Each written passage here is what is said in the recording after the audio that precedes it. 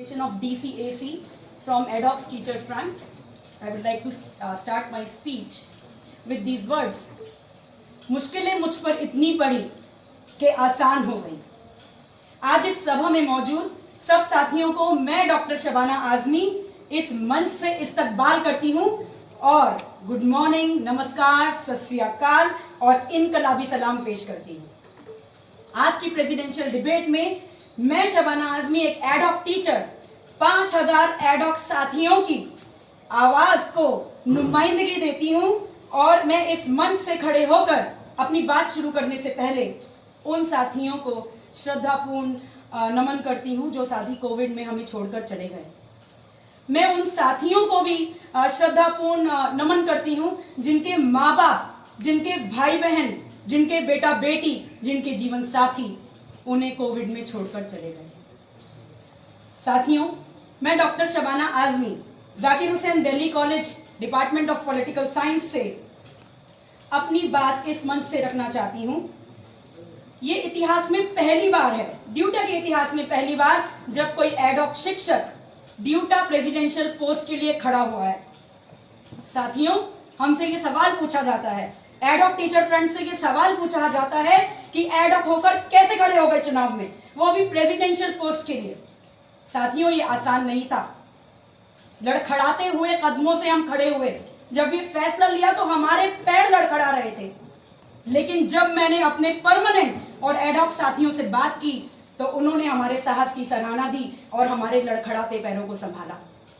मैं उन सभी की शुक्रगुजार हूं जिन्होंने हमें मोटिवेट किया कि हम इस इलेक्शन में आगे लड़े।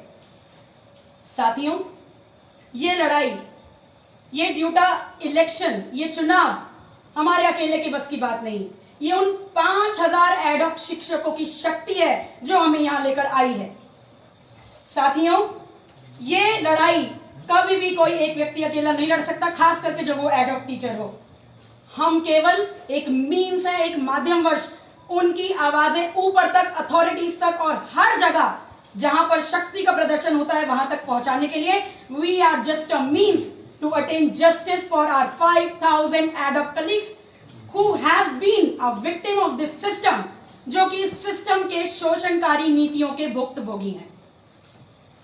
एडहॉक टीचर्स की समस्या को लेकर कई शिक्षक संगठनों ने कई बार प्रयास किए। अफसोस, वो सारे प्रयास फेल हुए और उनके प्रयासों के बावजूद एडहॉक शिक्षक इस सिस्टम की नीतियों का शिकार होता आ रहा है। इसका एक उदाहरण यह है कि 2010 में एडहॉक्स की संख्या सिर्फ 10% थी। 2021 तक आते आते अप्रोक्सीमेटली 60% शिक्षक एडहॉक हैं, बल्कि कुछ कॉलेजेस में तो ऐसा है कि ज्यादा एडहॉक शिक्षक हैं और परमानेंट टीचर्स का नंबर उनसे कम है। साथियों, इस प्रेसिडेंशियल डिबेट में मौजूद जो भी शिक्षक संगठन यहां आए हैं, उनके बैनर तले, उनके झंडे तले जब जब उन्होंने कॉल किया, सारे एडहॉक शिक्षक वहां पर गए हैं, वहां पर खड़े रहे, पार्टिसिपेट किया, नारे लगाए और कई बार पुलिस प्रशासन से भी सामना हुआ। उन्होंने मुकाबला किया पर वो वहां डटे रहे, लेकिन वो गए थे न्याय की आस में, पर आज तक उन्हें न्याय नहीं मिला। साथियों, ड्यूटा देश की सबसे मजबूत टीचर यूनियन है और कई सारी लड़ाइयां सड़कों पर लड़ी गई एडहॉक्स के नाम पर।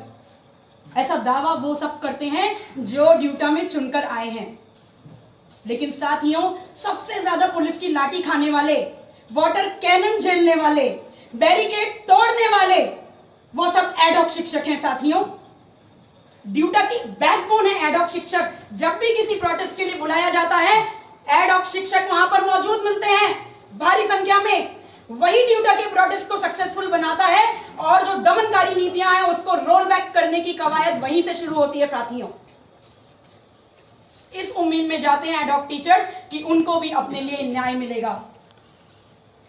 वो भरोसा करते हैं ड्यूटा के चुने हुए प्रतिनिधियों पर साथियों, मुझे बहुत अफसोस के साथ ये कहना पड़ता है कि ड्यूटा के चुने हुए प्रतिनिधियों की नीयत देखकर 5000 एडहॉक शिक्षक निराशा के घनघोर अंधेरे में डूब गए। इस निराशा के अंधेरे से ही एक चिंगारी के रूप में एडहॉक टीचर्स फ्रंट का जन्म हुआ है। हम मजबूरी में इलेक्शन लड़ने आए हैं, हम इलेक्शन नहीं लड़ना चाहते थे साथियों। एडहॉक टीचर्स फ्रंट ने यह ठाना है कि अपनी लड़ाई खुद लड़ेंगे, क्योंकि न्याय की लड़ाई कभी भी उधार की लड़ाई नहीं होती साथियों। अपने आप को खुद प्रेजेंट करना पड़ेगा, क्योंकि बाकी सबको हमने देख लिया। कोई हमारे बारे में चिंतित नहीं है और हमारे मुद्दों पर बिल्कुल अटेंशन जीरो है सबकी। साथियों, आज हिरण इतिहास लिख रहा है तो सत्ताधारियों के पेट में दर्द हो रहा है। सत्ता और प्रशासन के लोग उसके शिकार की जुगत में घूम रहे हैं। लेकिन मैं ये बताना चाहती हूं कि हिरण अपना इतिहास जरूर लिखेगा और ड्यूटा के आगामी चुनाव हिरणों की इबारत में एक अध्याय है जो आने वाले दिनों में मुकम्मल संघर्ष का थीसिस रखेंगे। हम चाहते हैं आने वाले दिनों में हमें एक मजबूत और शानदार ड्यूटा मिले। ड्यूटा का नेतृत्व इतना मजबूत और शानदार हो और जेंडर और सोशल पर्सपेक्टिव्स का इंक्लूसिव हो, कि जो भी लड़ाई हो वो इंक्लूसिव लड़ाई हो। उस लड़ाई के पीछे नियत एकदम साफ हो साथियों। लीडरशिप एडहॉक के मसले पर बिल्कुल भी कॉम्प्रोमाइज ना करे, ऐसी लीडरशिप हो। साथियों, ये मजबूत और शानदार ड्यूटा लीडरशिप आएगी कहां से? ये एडहॉक शिक्षकों की आवाज शामिल करके और ड्यूटा में इस रिप्रेजेंटेटिव बॉडी में, इस डेमोक्रेटिक सेटअप में उसकी भागीदारी सुनिश्चित करके ही एक मजबूत ड्यूटा का निर्माण हो सकता है। एक नई ड्यूटा, जैसे अभी बात की, एक हमारे प्रेसिडेंशियल कंटेस्टेंट ने की एक मजबूत ड्यूटा चाहिए। वो मजबूत ड्यूटा करीब 60% एडहॉक शिक्षक के बिना मजबूत नहीं हो सकती साथियों। एटीएफ की तरफ से तमाम शिक्षक फ्रेटर्निटी को ऐसा मैं विश्वास दिलाना चाहती हूं कि इंक्लूजन तभी आएगा जब ड्यूटा में एडहॉक शिक्षकों का रिप्रेजेंटेशन भी होगा। साथियों, थोड़ी सी नजर हम पिछले दिनों के आंदोलनों पर डालें। याद कीजिए वो दिसंबर की काली कड़कड़ाती सर्द रात, वो रातें जिसमें एडहॉक टीचर सड़क के किनारे दरी लेकर ठंडी जमीन पर sub-0 डिग्री टेम्परेचर में खुले आसमान के नीचे वहां पर रात दिन सोता जागता था, इस उम्मीद में कि शायद उसे न्याय मिले, इस उम्मीद में कि शायद 5 दिसंबर का लेटर इंप्लीमेंट हो जाए। अफसोस, इतनी मेहनत मशक्कत और अपनी हड्डियां और अपनी जान गलाने के बावजूद ये लेटर तक इंप्लीमेंट अभी तक नहीं हो पाया।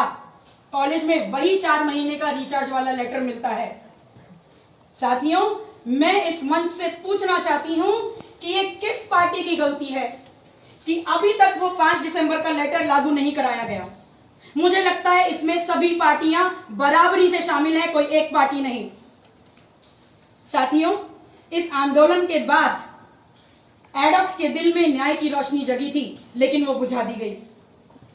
साथियों, इस रोशनी को बुझाने के लिए पूछिए जिम्मेदार कौन है। जब सारे शिक्षक संगठन आपके पास वोट मांगने आए तो उनसे जरूर पूछिए कि 5 दिसंबर का लेटर क्यों नहीं लागू हो पाया।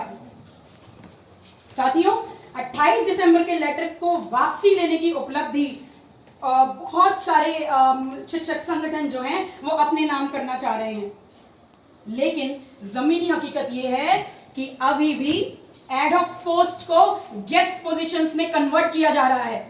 इसका सबसे बड़ा एग्जाम्पल डिपार्टमेंट्स में जो पोस्ट निकल रहे हैं वो कुछ डिपार्टमेंट में केवल और केवल गेस्ट फैकल्टी के निकल रहे हैं। 16-16, 17-17, 20-20 पोस्ट सिर्फ गेस्ट फैकल्टी के लिए निकल रहे हैं। इसका जिम्मेदार कौन है? पूछिए सभी संगठनों से, इसका जिम्मेदार कौन है? साथियों, 2019 के इतने बड़े आंदोलन के बाद कुछ लोग अभी भी ये कह रहे हैं कि एब्जॉर्प्शन नहीं हो सकता, या एब्जॉर्प्शन के बारे में बात कर रहे हैं तो दबी जबान से। वोट एब्जॉर्प्शन के नाम पर सबको चाहिए, पर एब्जॉर्प्शन कैसे होगा उस पर कंडीशंस लगती हैं, और जब उसके बारे में बात होती है तो एक बार मीटिंग करके खत्म करके सीधा एनईपी पर फोकस। साथियों, मैं ये मानती हूं कि एब्जॉर्प्शन नीति की बात नहीं है, एब्जॉर्प्शन नियत की बात है।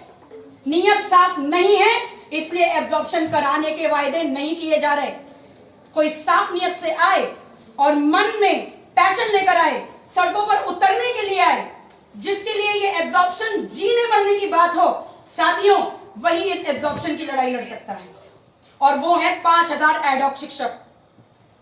साथियों, एब्जॉर्प्शन हुआ है, आपको मालूम होगा, कई यूनिवर्सिटीज में एब्जॉर्प्शन हुआ है, इंक्लूडिंग दिल्ली यूनिवर्सिटी। राजस्थान, वेस्ट बंगाल, उत्तर प्रदेश, हिमाचल प्रदेश, उत्तराखंड, हरियाणा और खुद 3 बार दिल्ली यूनिवर्सिटी में एब्जॉर्प्शन हुआ है। तो यहां क्यों नहीं हो सकता? अब क्यों नहीं हो सकता? 5000 शिक्षकों का एब्जॉर्प्शन क्यों नहीं हो सकता? साथियों, मैं दुष्यंत के हवाले से उनकी कुछ पंक्तियों का अपनी पंक्तियों में जोड़ते हुए इस्तेमाल करना चाहूंगी। कौन कहता है एब्जॉर्प्शन नहीं हो सकता? सही नियत से मुद्दा तो उठाओ यारों।